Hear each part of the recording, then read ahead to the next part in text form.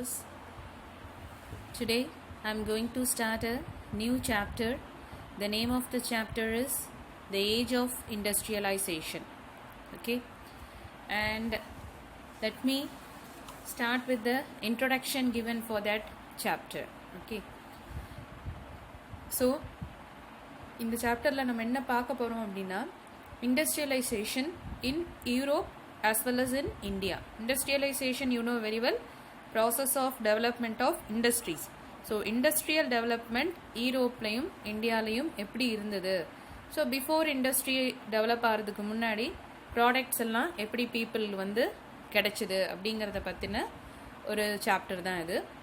Let me get the support from the text. Okay, listen to the see the text dear.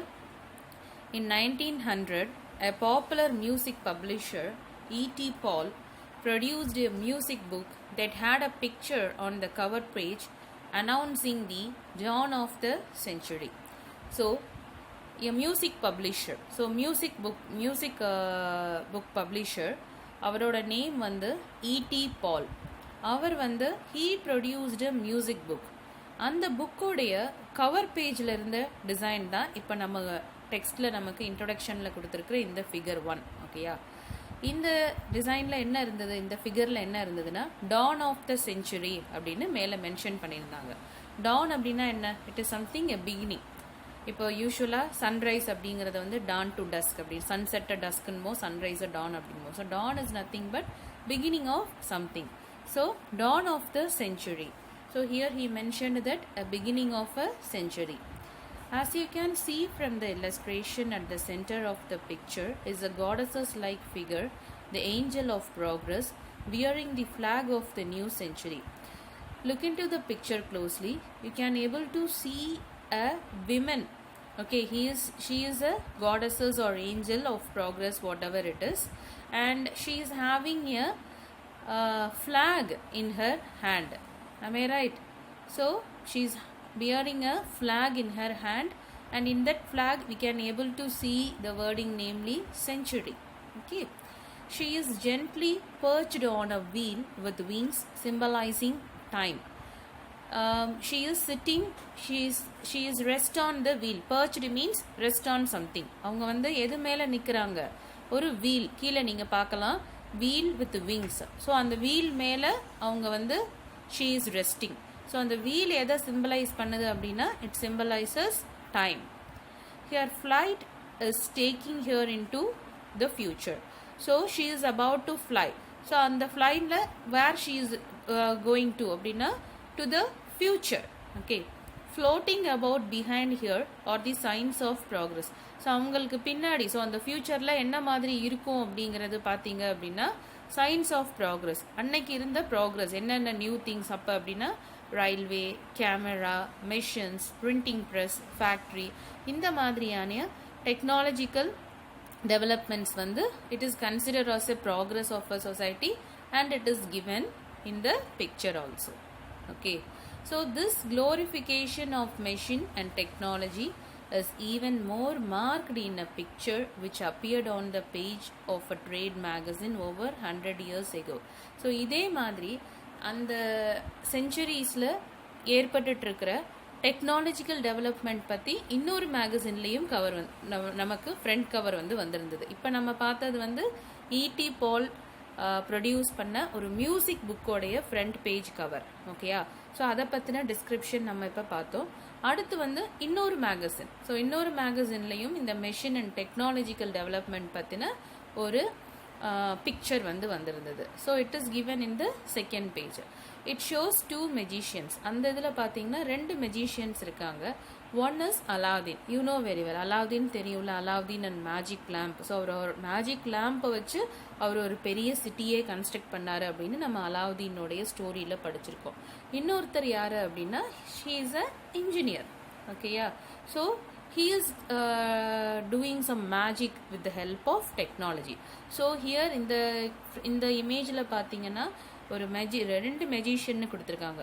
So they are comparing engineer with Aladdin. So Aladdin மாதிரி இன்ஜினியரும் இந்த வேர்ல்டை வந்து அழகாக create பண்ணிட்டு இருக்காரு with the help of technology அப்படிங்கிறத symbolise பண்ணுற பிக்சர் தான் வந்து நமக்கு செகண்ட் பிக்சர் ஃபிகர் 2ல வந்து நமக்கு கொடுத்துருக்காங்க.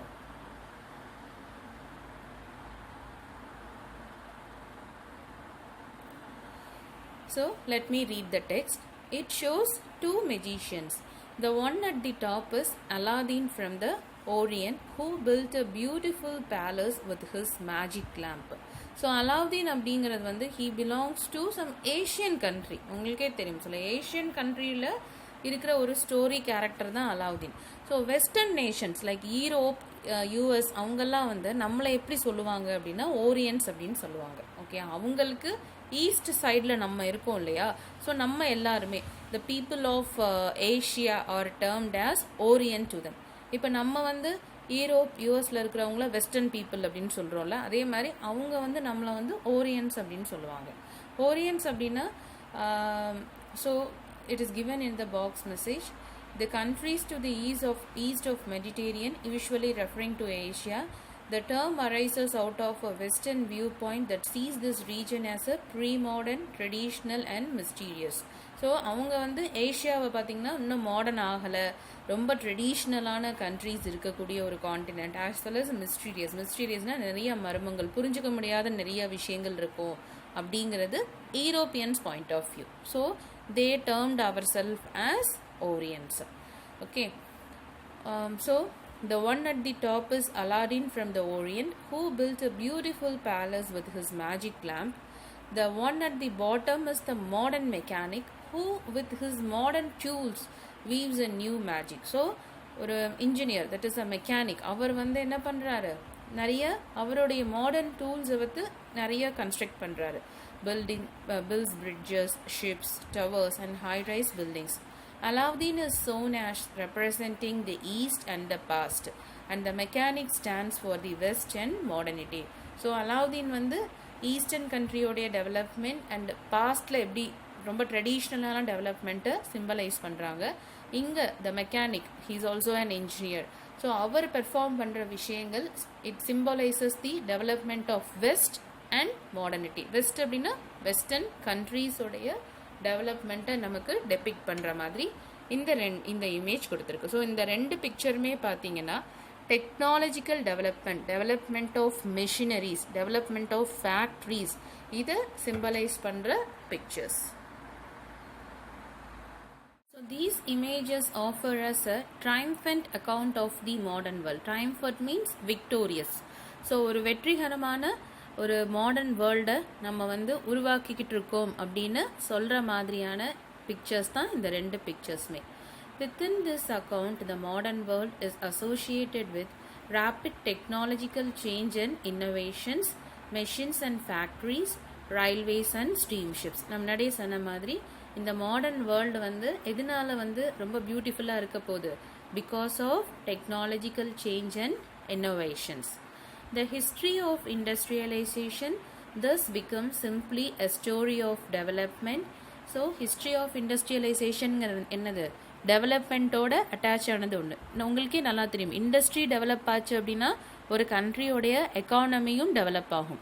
So history of industrialisation is aligned with the story of development of a country, and the modern age appears as a wonderful time of technological process.